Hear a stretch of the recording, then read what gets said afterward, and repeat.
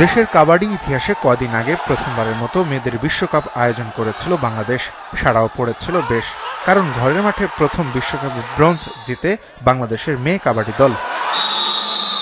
তবে বর্তমানে ভিন্ন চিত্র ছেলেদের কাবাডিতে। এসএ গেমসের জন্য কিছুদিন আগে ক্যাম্প চলছিল।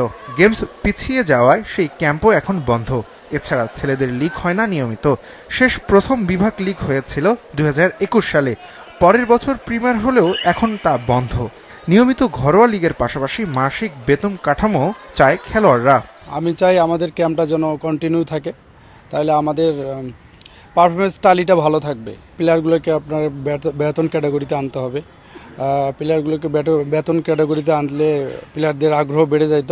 পুরা বছরটাই জাতীয় টিমের সাথে থাকতে পারি, তাহলে আমাদের বন্ডিংটা ভালো হবে, খেলার উন্নতি হবে। আর 2 মাস এক জায়গা থাকি আবার চলে আসলাম, এতে বন্ডিংটা খারাপ হয়। প্রো লিগ করলে পারে খেলোয়াড়দের আপ হয় আর কি, গিয়ার আপ হয় আর কি, বোঝা যায় যে কে কেমন উন্নতি করছে আর কি। ওখানে তো অনেকগুলো প্রো লিগ করলে হয়তো 5টা 6টা টিম থাকবে, তো সবাই সবার ইয়েটা বুঝতে পারবে আর কি, যে আমি কতটুকু খেলতে পারলাম। ওখান থেকে চয়েস করে তারপরে ন্যাশনাল টিমে রাখবে। পুরুষ খেলোয়াড়দের প্রতি এবার বেশ সহানুভূতিশীল কাবাডি ফেডারেশন। মেয়েদের জন্য বিশ্বকাপের মতো বড় আয়োজনের পর এবার নিজেদের নিয়ে ভাবছে কর্মকর্তারা।